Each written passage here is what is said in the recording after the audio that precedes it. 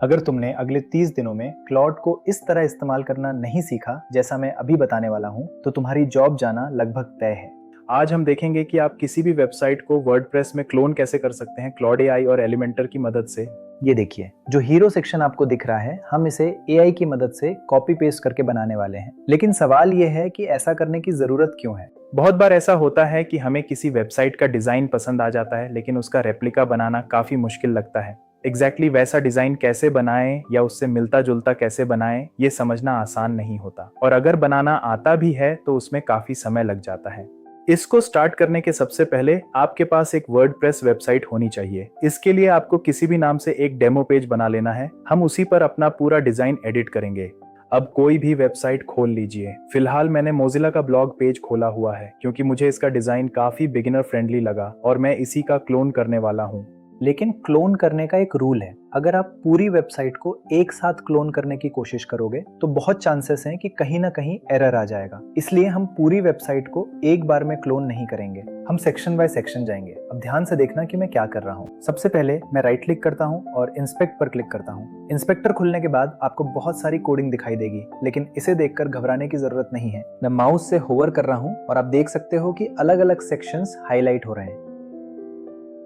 जब आपको पूरा ब्लॉक सिलेक्ट होता हुआ दिखाई दे, तब उस पर राइट क्लिक करना है और कॉपी एलिमेंट पर क्लिक करना है। ध्यान रहे, सिर्फ कॉपी एलिमेंट करना है और कुछ नहीं। अब मैं इस कोड को माइक्रोसॉफ्ट वर्ड में पेस्ट कर देता हूँ। ये कुछ इस तरह दिखाई देगा। इसके बाद मैं इसे सेव कर लेता हूँ और हमारी फाइल तैयार हो जाती है। अब दूसरा काम आता है। मैंने आपके लिए एक प्रॉम्प्ट बनाया है जिसे आप क्लॉड एआई में डालोगे। आप इसका स्क्रीनशॉट ले सकते हो या मैं इसे कमेंट सेक्शन में भी दे दूंगा। अब हम इस प्रॉम्प्ट को कॉपी करेंगे और क्लॉड एआई में पेस्ट करेंगे। साथ ही जो फाइल हमने वेबसाइट से कॉपी की थी उसे भी अपलोड कर देंगे। आप पहले फाइल अपलोड करो या पहले प्रॉम्प्ट डालो, इससे कोई फर्क नहीं पड़ता। दोनों चीजें क्लॉड एआई में होनी चाहिए। अब मैं एंटर दबाऊंगा और क्लॉड एआई अपना काम शुरू कर देगा। इसमें थोड़ा समय लग सकता है, लगभग 2 से 5 मिनट, इसलिए मैं इस हिस्से को फास्ट फॉरवर्ड कर देता हूं। ये देखिए, क्लॉड एआई ने हमारे लिए जेसन फाइल बना दी है। जेसन फाइल इसलिए बनाई गई है क्योंकि एलिमेंटर जेसन फाइल्स को टेम्पलेट की तरह इंपोर्ट कर सकता है। अब मैं इस फाइल को डाउनलोड कर लेता हूं और वर्डप्रेस पर वापस आ जाता हूं।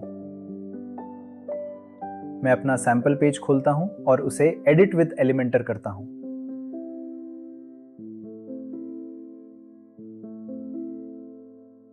सबसे पहले मैं पेज सेटिंग्स में जाकर एलिमेंटर कैनवस सिलेक्ट कर देता हूं।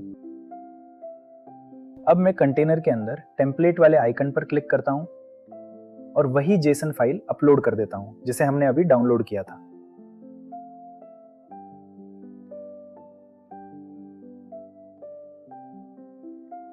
इसके बाद मैं इंपोर्ट करता हूं।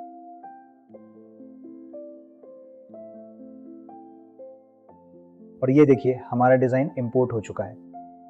हो सकता है कि कुछ चीजें ऊपर नीचे हों, लेकिन आप उन्हें आसानी से एडिट कर सकते हो। सबसे अच्छी बात यह है कि पूरा लेआउट लगभग वैसा ही आ गया है और सारे टेक्स्ट और एलिमेंट्स पूरी तरह एडिटेबल हैं। अब चलिए दूसरा सेक्शन देखते हैं। मैं फिर से इंस्पेक्ट करता हूं, सेक्शन सिलेक्ट करता हूं और कॉपी एलिमेंट कर देता हूं और क्लॉड एआई में पेस्ट करेंगे।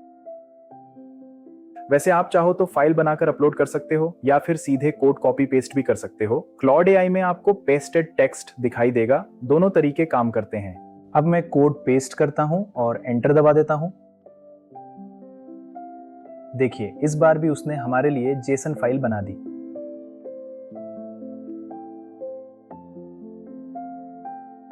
मैं इसे एलिमेंटर में इंपोर्ट करता हूं और ये देखिए, सेक्शन भी आ गया।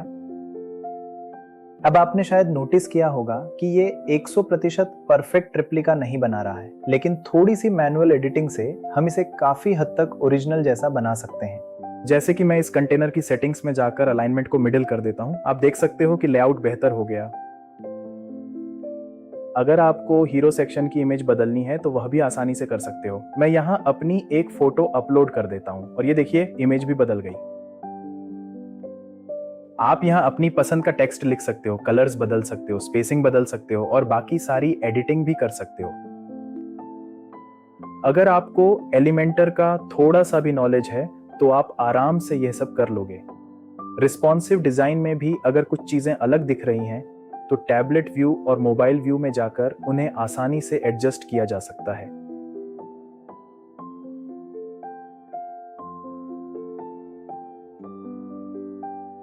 तो देखा आपने कितनी जल्दी आप एलिमेंटर में वेबसाइट बना सकते हो।